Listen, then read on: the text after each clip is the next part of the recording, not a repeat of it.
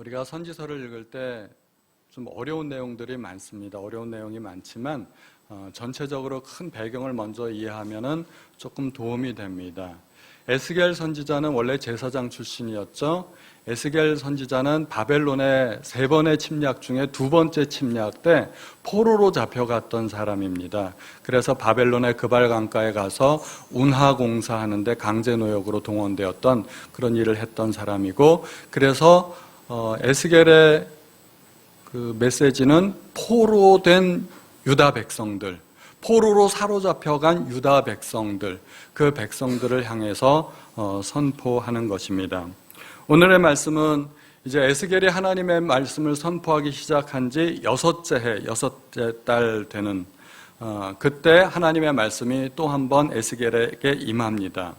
그런데 이 6째 해, 6째 달에 유다의 장로들이 에스겔을 찾아왔습니다. 장로들이 에스겔을 왜 찾아왔을까요? 장로들이 선지자를 찾은 이유가 무엇일까요? 선지자는 하나님의 말씀을 들려주는 사람인데 장로들이 뭔가 궁금했을 겁니다. 선지자를 통해서 뭔가 좀 알고 싶었을 것입니다. 우리가 궁금한 것을 선지자에게 한번 물어보면 선지자가 대답을 해주겠다, 이렇게 생각을 했던 거죠. 그들은 포로로 그동안 살고 있었습니다. 포로된 백성들의 가장 궁금한 것이 무엇일까요?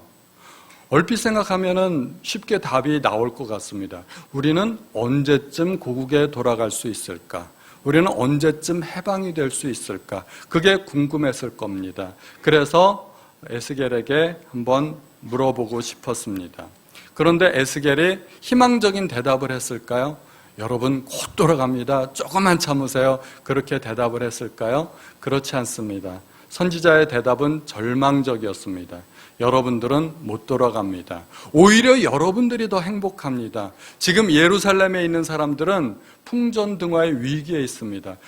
바벨론의 침략이 한 번 더 있을 것인데, 하나님의 심판이 한 번 더 있을 것인데, 그때 예루살렘은 완전히 불타고 성전은 파괴되고 성전에 있던 모든 보물들은 약탈을 당하고 수많은 사람들이 잔인하게 죽임을 당하고 살아남은 사람들도 포로로 끌려올 것입니다. 여기에 있는 여러분들이 오히려 더 행복합니다. 그런 메시지를 아마 들려주었을 것입니다.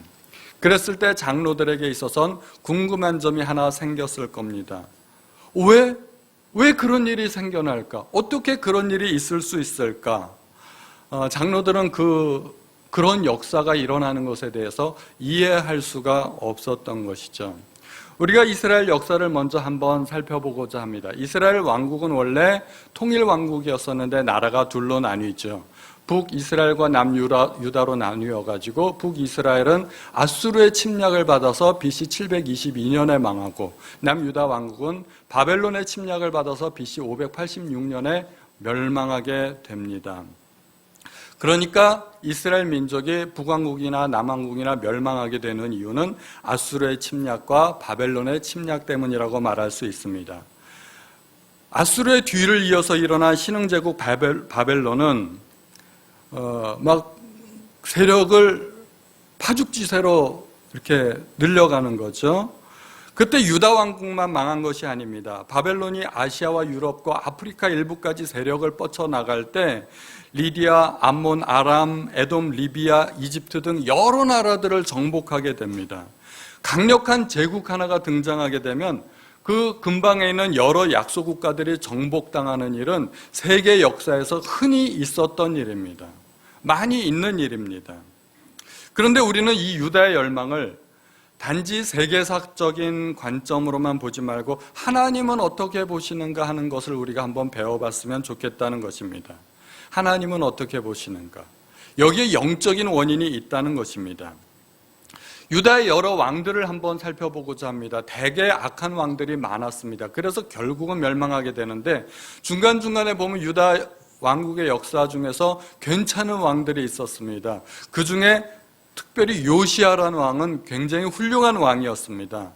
하나님께 마음을 돌이키고 산당을 헐고 우상들을 불태우고 또 하나님의 말씀대로 살고자 해서 종교개혁을 일으켰던 굉장히 훌륭한 왕이었습니다. 그런데 이 요시야 왕이 한 번은 애굽과 전투를 하게 됩니다. 애굽의 바로 누구가 군대를 이끌고 아수르를 정벌하러 왔을 때 중간에 요시아가 끼어든 겁니다. 그래가지고 요시아 왕과 애굽 왕과 사이에 전투가 벌어져가지고 안타깝게도 요시아 왕이 이 전투에서 패배합니다. 전투에서 져서 요시아 왕이 목숨을 잃게 됩니다.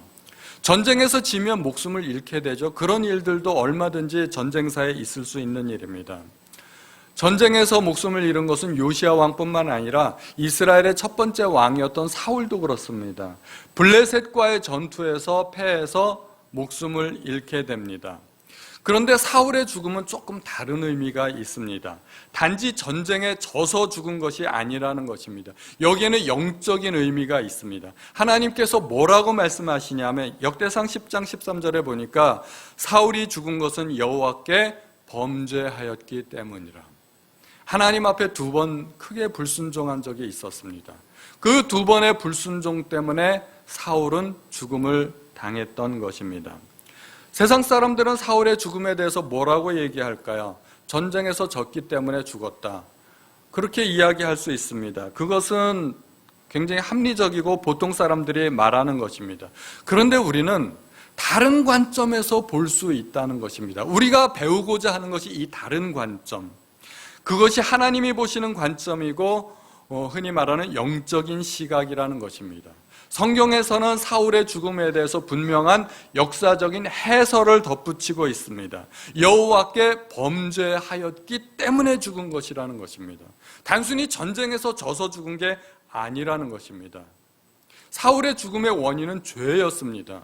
죄가 그를 죽음으로 몰고 간 것입니다. 전쟁이 아니라는 것입니다. 우리는 이러한 관점에 대해서 배울 수 있어야 됩니다. 오늘 본문으로 돌아가서 한번 보겠습니다. 에스겔이 이스라엘과 예루살렘의 멸망에 대해서 이야기했을 때 장로들은 충격과 그런 경악에 휩싸였을 것입니다. 얼마나 놀랐을까요? 우리가 그토록 믿던 예루살렘이 멸망하다니, 그런 일은 절대로 있을 수 없을 것이라고 믿었는데 그런 일들이 일어난다는 것에 대해서 장로들은 이해할 수 없었을 것입니다. 에스겔에게 분명히 물어봤을 것입니다. 이스라엘 백성은 하나님이 선택하신 백성이고 예루살렘 성 또한 하나님이 선택한 성읍인데 어떻게 이런 일이 있을 수 있겠느냐?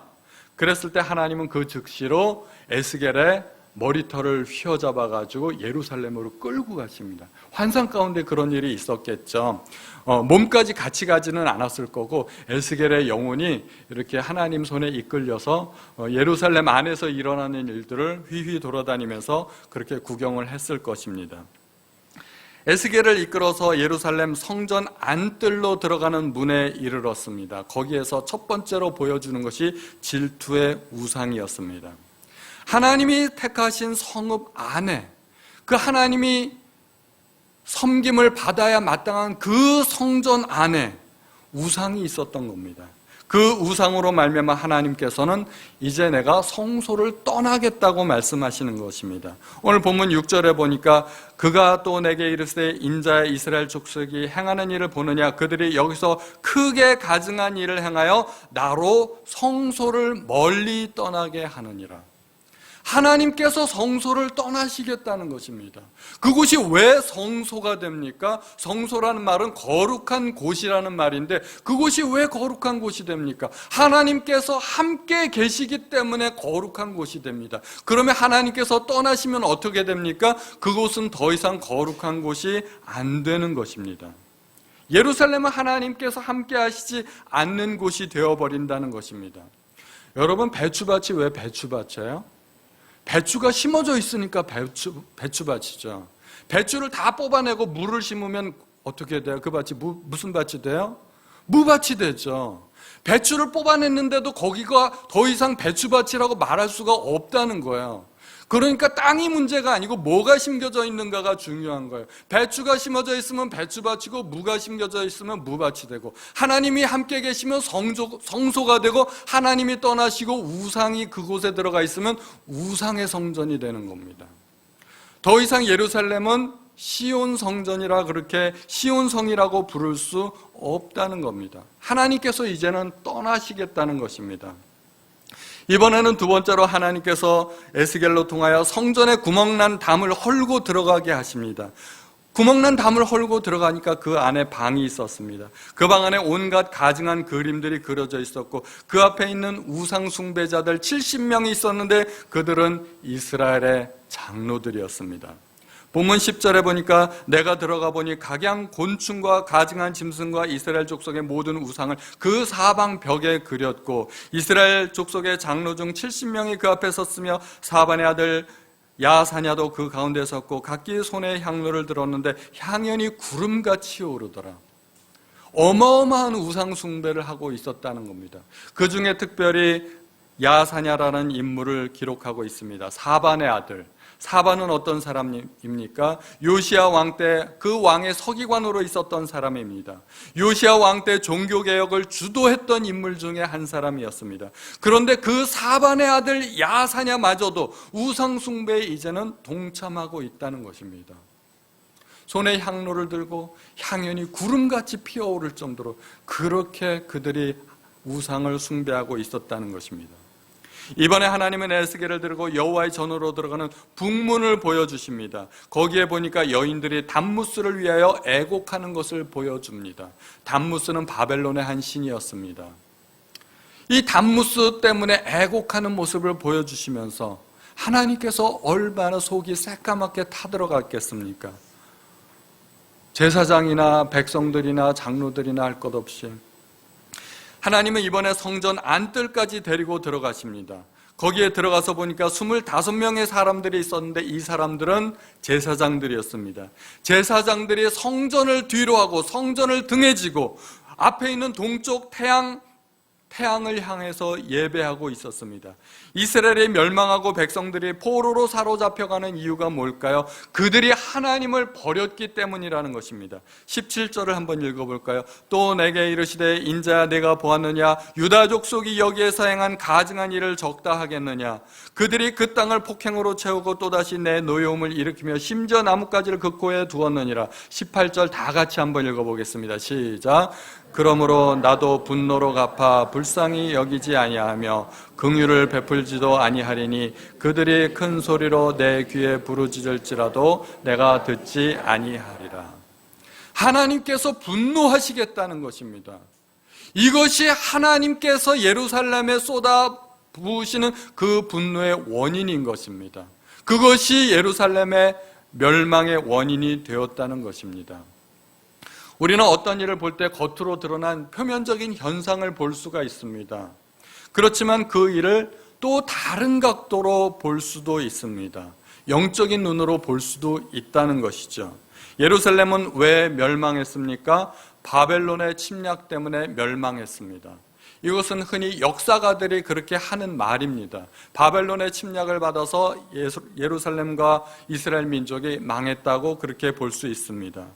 그 당시에는 바벨론이라는 거대 제국이 등장해서 많은 나라를 정복했고 그 가운데 코딱지만한 이스라엘 민족이 들어있었던 것은 하나도 이상한 일이 아니라는 것입니다. 바벨론 제국은 어마어마하게 나라를 확장해 나가고 그 확장해 가는 가운데 이스라엘 민족이 있었기 때문에 당연히 망하는 것은 있을 수 있는 일이라는 것입니다. 그렇게 이스라엘과 예루살렘의 멸망을 바벨론 제국의 등장 때문이라고 보는 것은 인본주의적인 해석이고 역사적인 관점입니다. 그런데 하나님은 그렇게 말씀하시지 않습니다. 물론 표면적으로는 그렇지만 그 역사를 하나님께서는 해석하십니다. 하나님께서 해석해서 들려주시는 것이 선지서입니다. 선지자들을 통해서 수도 없이 반복해서 말씀해 주시는 것이 무엇입니까? 그들의 죄와 우상 숭배 때문에 그들이 망했다고 하는 것입니다. 그들이 그렇게 우연히 망한 것이 아니고 오히려 그 역사를 일으키신 분이 하나님이시라는 것입니다. 하나님께서 아수르를 일으키시고 바벨론 제국을 들어 일으키시고 그래서 하나님의 백성을 심판하셨다는 것이 이것이 하나님께서 역사를 해석하시는 해설이라는 것입니다. 그들이 먼저 하나님을 버렸기 때문에 하나님도 이제는 그들을 버리시겠다는 것입니다. 이것이 역사에 대한 하나님의 해설이고 하나님의 관점입니다. 우리가 그 관점을 가져야 된다는 것입니다. 영적인 해석입니다. 영적이란 말은 영적인 생각을 하고 영적인 행동을 하는 것입니다. 그런데 영적인 시각을 가져야 영적인 생각을 할 수 있고 영적인 생각을 할 수 있어야 영적인 행동을 하게 됩니다. 영적인 시각이란 하나님께서 보시는 관점입니다. 물질적인 관점에서 보는 게 아니라 모든 사람이 다 똑같이 보는 그 관점이 아니라 특별한 관점이 있다는 것입니다. 그 관점으로 보면 전혀 다르게 보입니다. 그동안 보지 못했던 또 다른 세계를 우리가 볼 수 있다는 것입니다. 이스라엘 역사를 다시 한번 들여다보겠습니다. 솔로몬 이후 르호보암이라는 왕 때 나라가 둘로 갈라집니다.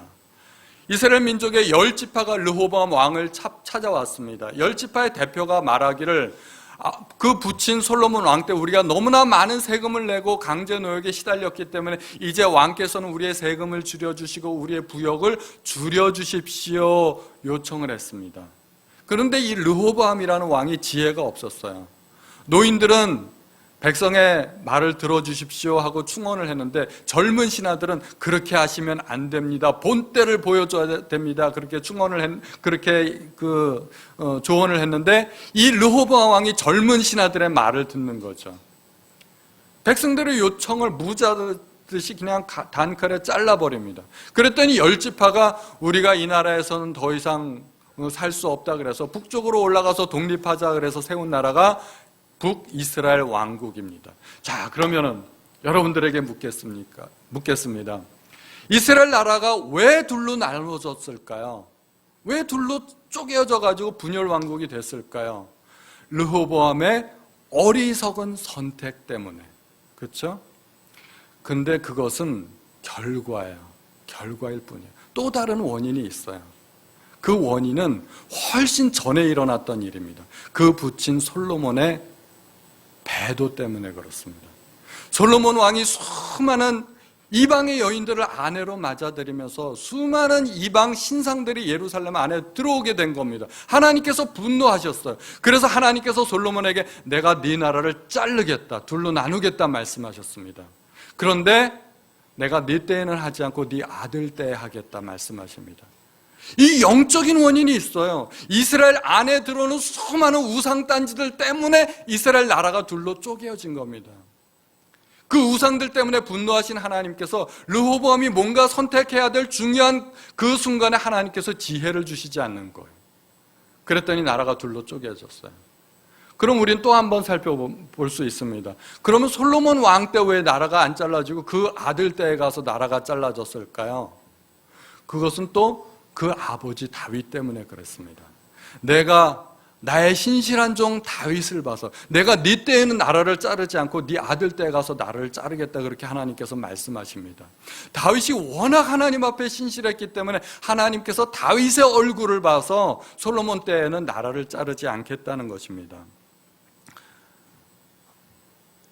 우리가 이러한 성경의 해석을 보면 나라가 왜 그렇게 둘이 나눠졌는지 역사가 어떻게 돌아가는지를 알 수가 있다는 겁니다. 우리가 이러한 역사를 통해서 볼 수 있는 게 있죠. 부모의 신앙이 자녀에게 참 중요한 역할을 하는구나.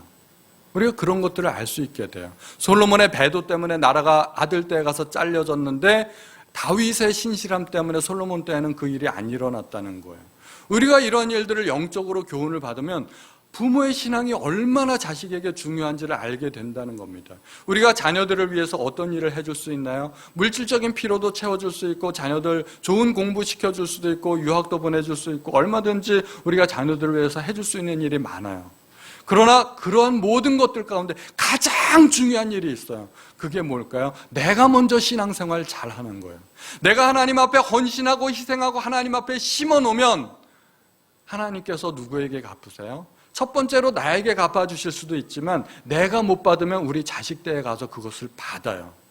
나는 하나님 앞에 뼈 빠지게 고생했는데 하나님 내 인생이 이게 뭡니까? 하나님 나는 하나도 하나님 앞에 거두지 못했는데요. 그러면은요 틀림없이 자녀 때에 가서 하나님께서 거두게 해주십니다.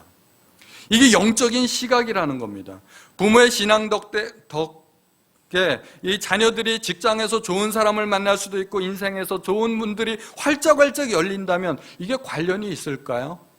부모님들이 그렇게 하나님 앞에 매달리고 기도하고 잠 못 자고 하나님 앞에 매달리고 금식기도 하고 그랬는데 자녀들의 인생이 활짝 열린다면 이게 영적으로 연관이 있다는 것을 우리가 볼 수 있어야 된다는 것입니다. 우리가 이렇게 원인과 결과를 연결할 수 있는 그것이 신앙의 능력입니다. 우리가 성경에서 그러한 예들을 한번 찾아볼까요? 야곱의 인생을 보면은 참 재미있는 부분들이 많습니다. 야곱이 형의 칼날을 피해서 외삼촌에게 도망가지 않습니까? 그래서 뼈 빠지게 열심히 일합니다. 열심히 일해가지고 이제 행복한 신혼생활을 시작하려고 결혼을 하지 않습니까? 라헬하고 결혼을 합니다. 그런데 라헬하고 결혼을 했는데 삼촌이 속임수를 썼죠. 이만큼 취하게 만들어가지고 막 그 신방에 들여보냈는데, 막 얼떨결에 막 해롱해롱 하면서 신방에 들어가서 하룻밤 치르고 정신 차리고 보니까 신부가 바뀌었어요. 자기가 사랑하는 라헬이 아니에요. 엉뚱한 언니가 들어와 있는 거예요. 야, 세상에 이런 결혼 사기극이 다 있어요. 얼마나 황당했겠어요. 자기가 결혼을 분명히 라헬하고 했는데 그것 때문에 자기가 대가도 다 치렀는데 정작 잠 깨고 보니까 다른 사람이에요. 참 황당하죠. 어떻게 이런 일이 있을 수 있겠어요? 이 첫 번째 원인은 외삼촌 라반의 그 야비함 때문에 그렇습니다. 외삼촌 라반은 야비한 사람이에요. 아주 간교한 사람이에요. 그런데 그렇게만 보지 말고 좀 멀리 한번 보면 또 다른 원인이 있지 않을까요? 여러분, 저희 동생 라헬이 있어야 될 자리에 언니가 들어왔는데 원래 이 사람 바꿔치기 하는 그 원조가 누군지 아세요? 네? 사람 바꿔치기 하는 그 원조, 우리 원조 좋아하는데 원조가 야곱이잖아요. 형이 있어야 할 자리에 그 자리에 형이 없고 자기가 들어갔어요. 이런 걸 보면은 어떤 한 법칙이 생각나시죠? 심은 대로 거두는 법칙. 자기가 사람 바꿔치기 해가지고 아버지를 속였더니 자기가 사람 바꿔치기 해가지고 속임을 당하는 거예요.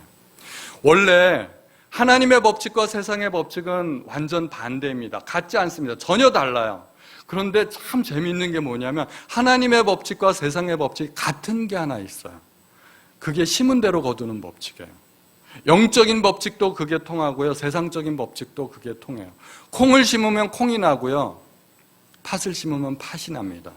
선을 심으면 선이 나고요. 악을 심으면 악이 납니다. 그런데 이 영적인 법칙이, 세상의 법칙에서는 이 원인과 결과를 쉽게 판단할 수 있겠는데, 이 콩 나면 내가 콩을 심었구나 하고 쉽게 알 수가 있는데, 영적인 법칙에서는 그것을 쉽게 판단하기가 어려워요.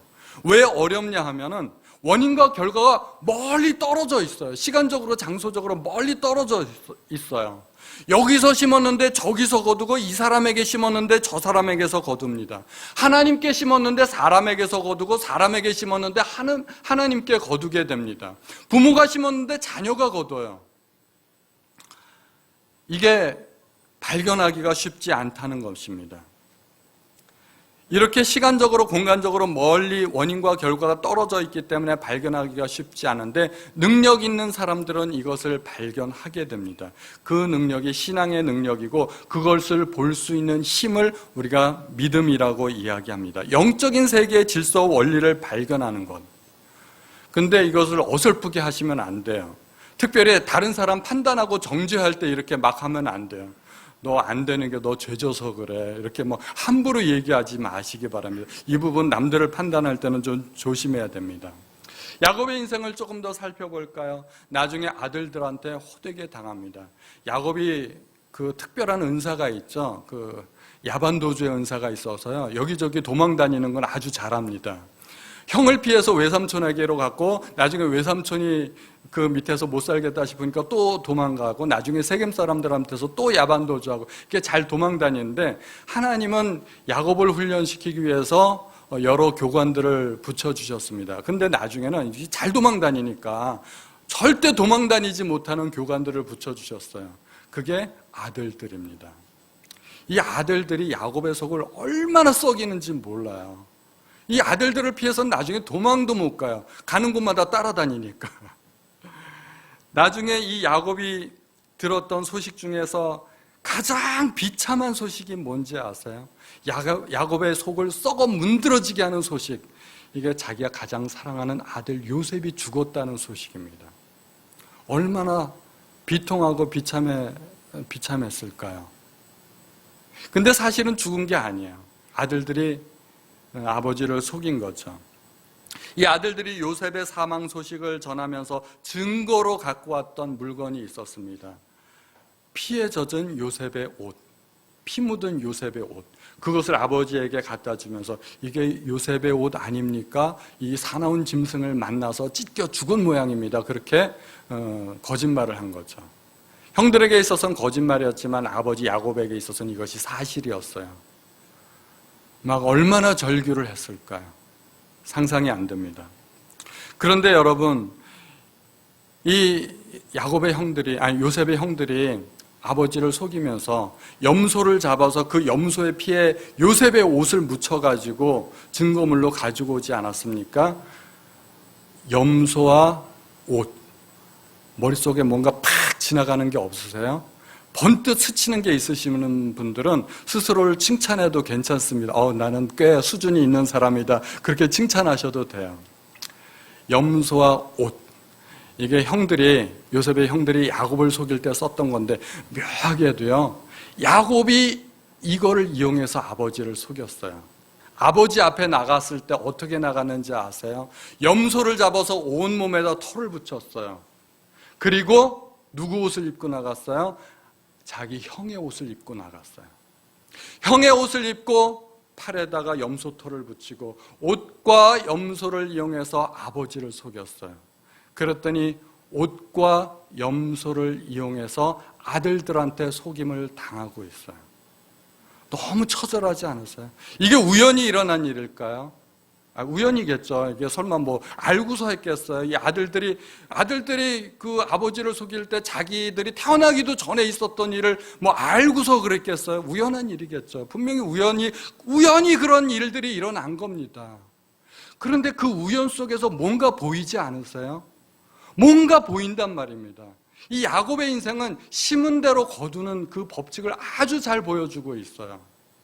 우연 속에서 역사하시고 섭리하시는 그 하나님의 손길이 보인다는 겁니다. 그래서 야곱이 나중에 내가 험악한 나그네 세월 130년을 보내었다고 그렇게 바로에게 이야기합니다. 그래서 우리가 영적으로 보면은요, 전혀 다른 게 보여요. 우리가 보통 사람들이 보는 것과 전혀 다른 게 보여요. 한 사업가가 있었습니다. 그는 사업을 성공적으로 경영을 했고 큰 돈을 벌었습니다. 사업을 확장했습니다. 그가 투자하는 모든 것에서 다 성공을 했습니다. 그는 돈을 잘 벌기도 했지만 돈을 또 잘 쓸 줄도 아는 사람이었습니다. 놀부나 스크루지 같이 그렇게 구두쇠 같은 그런 사람이 아니라는 말입니다. 해마다 때가 되면 해외여행도 잘 다니고 등산, 낚시, 골프, 승마 등 레저와 스포츠도 즐길 줄 아는 사람입니다. 그는 지금도 사업을 어떻게 하면 더 확장할 수 있을까, 또 인생을 어떻게 하면 즐길 수 있을까, 행복하게 살 수 있을까 고민을 하고 있습니다. 여러분, 이 정도면 멋진 사람 아닙니까? 성공한 사람으로 보입니다. 이 사람에 대해서 여러분들은 어떻게 생각하십니까? 성공한 사람, 나의 롤 모델, 그렇게 보이십니까? 하나님은 다르게 말씀하십니다. 어리석은 자여, 내가 오늘 밤 내 영혼을 도로 찾는다면 내가 계획한 것이 누구 것이 되겠느냐? 성경에 나오는 어리석은 부자 이야기를 제가 현대판으로 각색한 것뿐이에요. 이야기는 똑같습니다. 우리는 그를 성공한 사람으로 보는데 하나님은 그를 어리석은 사람으로 보고 있다는 겁니다. 관점의 차이가 이렇게 달라요.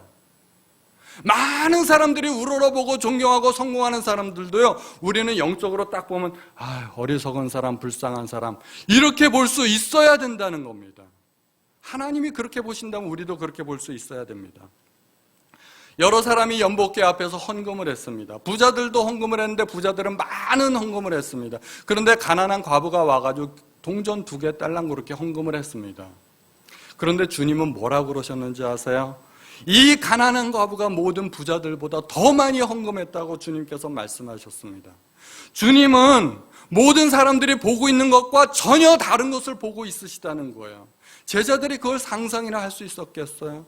저도 예배 끝나고 나면 헌금 계수합니다. 어떤 사람은 100만 원, 어떤 사람은 10만 원, 어떤 사람은 10,000원을 헌금했어요. 저는 액수만 봅니다. 하나님이 뭐라고 판단하실지 몰라요.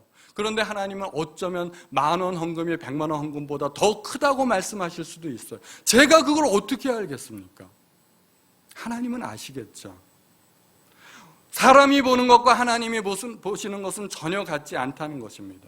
한 부자는 날마다 잔치를 벌릴 정도로 부유하게 살았습니다. 그리고 그 집 앞에는 그 집에서 떨어지는 음식 부스러기를 주워 먹고 사는 한 거지가 있었습니다. 여러분, 누가 불쌍한 사람이에요? 누가 불쌍한 사람이에요? 거지가 불쌍하죠. 1막은 그렇게 끝났습니다. 2막에 가니까 전혀 상황이 달라집니다. 이 부자는 지옥에 가서 물 한 방울을 얻지 못해서 불꽃 가운데 고통받고 있었습니다. 그리고 단 한 번만이라도 기회를 달라고 하는데 그 모든 기회가 다 거절당합니다. 2막을 볼 수 있다면 여러분들은 영적인 시각을 가지신 분들이에요. 우리는 모두가 다 1막, 2막이 있어요. 인생에 1막, 2막이 있는데 사람들은 1막만 볼 줄 알아요. 세상 사람들은 1막만 봅니다. 여러분들이 2막을 볼 수 있다면 그 2막은 영적인 시각으로 보는 겁니다. 그게 믿음입니다. 다시 1막으로 돌아가 볼까요? 한 부자가 있어서 날마다 잔치하고 있습니다. 그리고 그 밑에서 구걸하여서 주워 먹는 거지가 있었습니다. 누가 불쌍해요? 누가? 부자가 더 불쌍하게 보이시나요? 그러면 여러분들 영적인 사람이에요. 이 부자는 죽어서 지옥에 갈 사람이에요. 그리고 영원히 단 한 번의 기회도 허용되지 않고 영원히 불꽃 가운데 물 한 방울이 없어서 고통받아야 될 운명이라는 겁니다. 그게 보이시면 여러분들 영적인 사람이 되는 거예요. 그 부자가 불쌍해 보이기 시작하면 여러분들이 영적인 사람이 될 수 있는 겁니다. 이스라엘이 왜 망했나요? 바벨론의 침략 때문에 망했나요? 네, 맞습니다. 맞는데 그러한 관점 말고 또 다른 대답을 우리가 할 수 있어야 된다는 것입니다. 그들의 죄 때문에 망한 겁니다. 하나님께서 에스겔을 불러가지고 예루살렘과 이스라엘 성전을 두루 다니면서 보여주신 것이 무엇입니까? 네가 직접 똑똑히 보고 장로들에게 이야기해줘라 하는 겁니다. 내가 말하지 않을 테니까 네가 직접 보고, 이러고도 예루살렘이 망하지 않겠는지 네가 보고서 얘기해줘라. 그게 하나님의 심정인 거예요. 에스겔이 보고서 대답 안 해줬겠어요? 이러니 예루살렘이 안 망하겠습니까? 장로들에게 다 이야기해 줬을 겁니다. 하나님께서 이스라엘의 역사를 통해서, 그리고 지루하고도 읽기 귀찮은 수많은 이 선지서들을 통해서 우리에게 말씀하시고자 하는 내용이 무엇일까요? 딱 한 가지입니다. 하나님 떠나면 망하고 죄 지으면 망한다는 것입니다. 우리가 선지서 읽기 귀찮고 어렵잖아요. 이해도 잘 안 되는데 수많은 선지서들을 통하여 예레미야, 에스겔, 또 이사야서, 그 많은 선지서들을 통해서 하나님께서 우리에게 주시는 메시지는 딱 하나입니다. 죄 지으면 망한다, 빨리 돌아와라. 그 말씀 우리에게 하시고 계시는 것입니다. 동물들은 영혼이 없지만 우리는 영적으로, 육적으로 지음을 받은 존재입니다. 그래서 우리는 영적인 세계와 육적인 세계를 동시에 살고 있는 사람들입니다. 그런데 아담이 하나님을 떠나면서 죄 지으면서 영적인 세계가 닫혀버렸어요. 그래서 사람들은 더 이상 영적인 세계를 보거나 느낄 수 있는 능력이 없어져 버렸습니다. 그런데 우리가 구원받고 하나님을 알게 되면서 영적인 세계가 다시 열리기 시작합니다. 우리의 눈이 열리기 시작합니다. 우리는 조금씩 신앙생활을 해가면서 우리의 눈이 열리고 우리가 하나님과 영적인 세계를 볼 수 있게 되는 것입니다. 그래서 우리는 두 가지 세계를 동시에 볼 수 있어야 돼요. 그런데 우리는 영적인 세계가 훨씬 더 중요하고 강력하다는 것을 알아야 됩니다. 영적인 세계에서 일어나는 원인들이 물질 세계에서 결과로 나타난다는 거예요. 우리는 어떻게든 이 세상에서 어떻게 해보려고 아등바등 하는데 이 세상만 고쳐가지고는 그게 안 된다는 겁니다. 원인을 고쳐야 돼요. 그 원인이 어디에 있어요? 영적인 세계에 있다는 겁니다. 사람들은 물질 세계만 보기 때문에 올바른 원인을 찾을 수도 없고 고칠 수도 없어요. 우리는 영적인 세계의 원인들을 보실 수 있는 우리 성도님들 되시기를 바랍니다.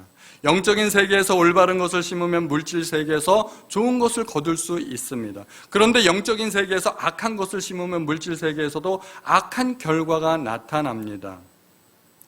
사람이 망하는 이유는 실력이 없고 능력 없고 못 배웠고 백이 없고 연줄이 없어서 망하는 게 아닙니다. 성경에서 끊임없이 우리에게 가르쳐주는 게 뭡니까? 성경에서 하나님 떠나면 망한다는 겁니다. 죄 지으면 망한다는 겁니다. 그래서 우리는 어느 세계를 잘 관리해야 될까요?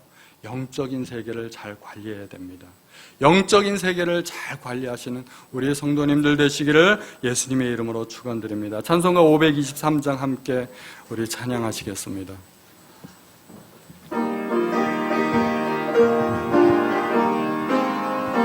어두운 죄악 길에서 목자 없는 양같이 모든 사람 길 따라 헤맨다.